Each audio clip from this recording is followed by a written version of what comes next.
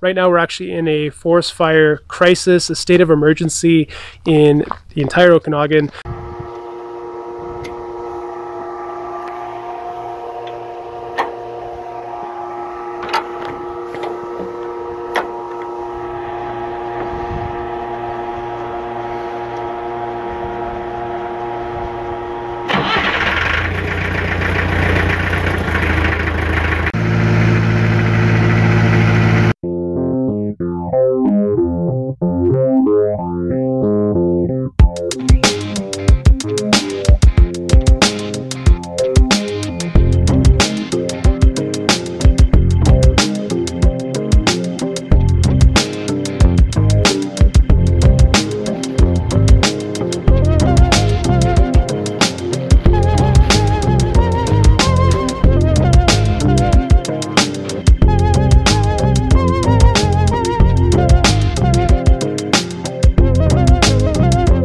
So today I wanted to address one of the most common questions that I get from all of my students is, how do you process your substrate and how do you source wood in your area? This is one of the number one things when you're starting a mushroom business, is how to figure out what is a local resource that you can utilize in your area to grow mushrooms. Growing mushrooms is all about recycling waste, and there's lots of examples, but it all depends on your context. And in your specific area, if you want to start a mushroom business, you really need to look at what resources you have available, because that is what you need to take advantage of. For me, my partner, he's an arborist, and our partnership was really formed because he had access to wood in the Okanagan here, where the dominant wood species is pine and Doug fir.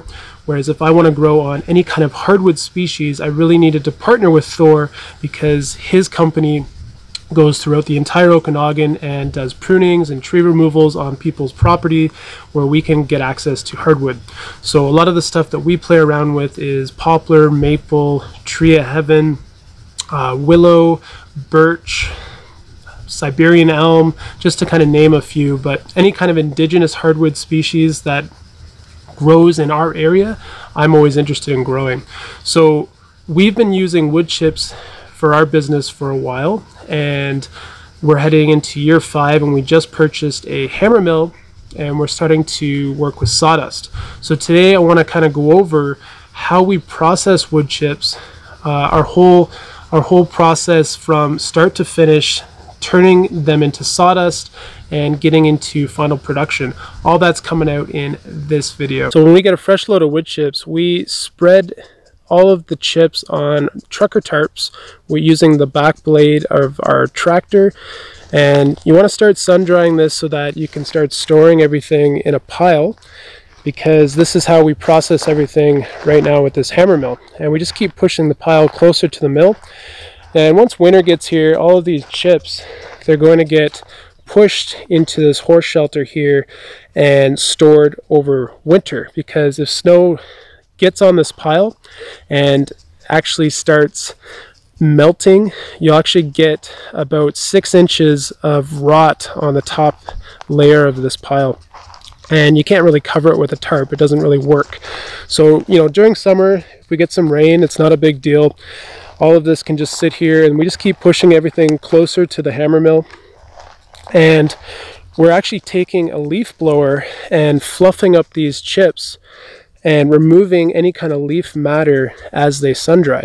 And we can definitely process some leaf matter. It's not really that big of a deal. So like, you know, like this can definitely get put into the mill.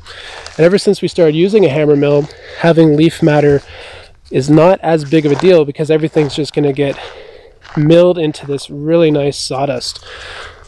So we're using a three-quarter inch screen in our mill, and that's been working great, except we've lost 3 of these screens over the last 2 months. A lot of this can probably be contributed to operator error. We put some stuff in the mill that shouldn't have been put in, piece of metal, a big knot that couldn't be really grounded up by the flails of the mill. But I think a big thing that we've realized is that these screens need to be fit really snug into the mill. and the ones that we got were actually too big, and we were forcing them in, and when they're in the mill and we forced them in, they're actually starting to concave a bit, and then if anything caught these, they just kind of ripped them to shreds, and then these just don't work as well as they should. So I got actually my tractor mechanic in here, and I got him to fit this in really nice, and he took off probably about 1/2 inch or so of the new screen that's in the mill right now, and it's been fitting. It fits in there really well, and the machine's been working the way it should.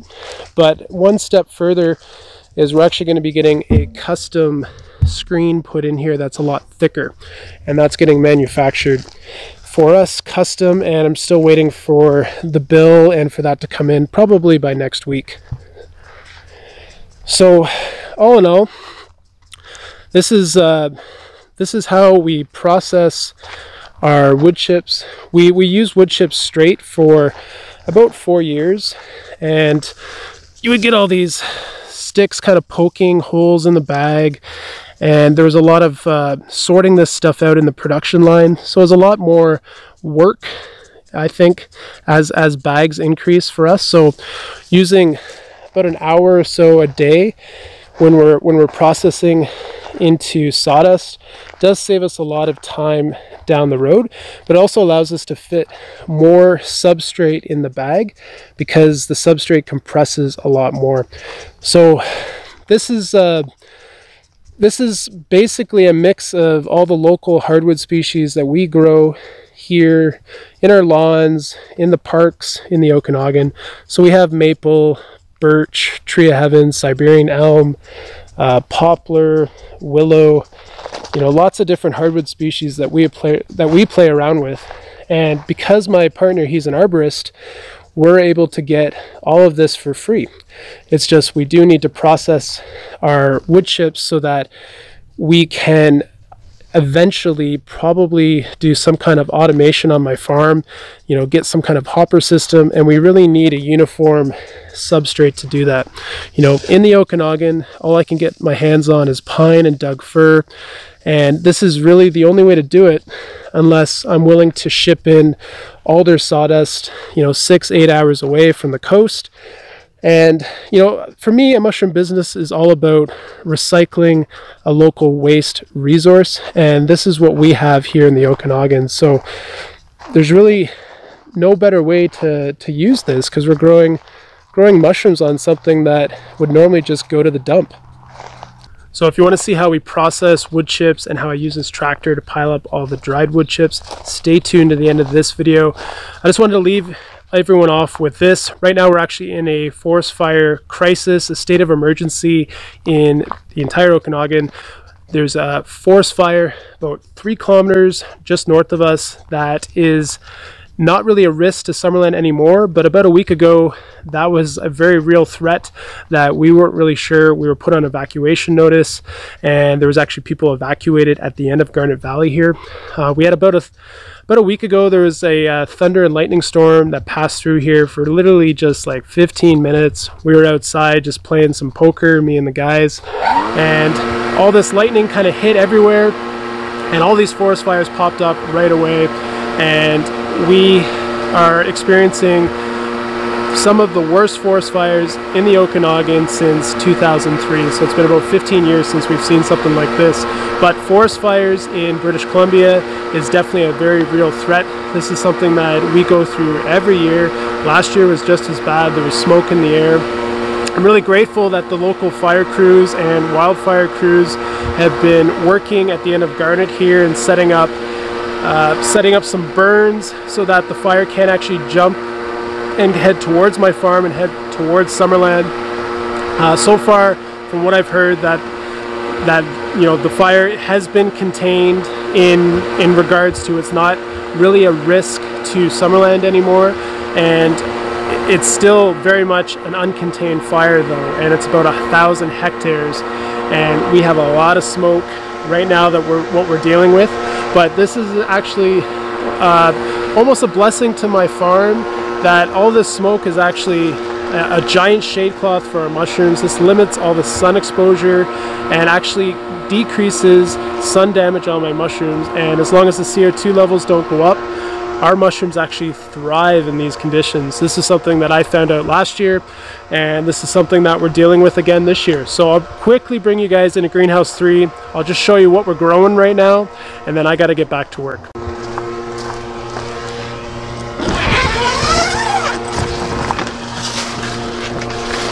So we have elm oysters just popping up. This is greenhouse 3, and these were initiated about 6 or 8 days ago. I know these were about 5 days ago over here. This strain grows really well in the heat and very quick. So these are just beautiful mushrooms, no sun damage because of the forest fires. And as long as the CO2 doesn't go up too high, we're producing just beautiful mushrooms in these conditions.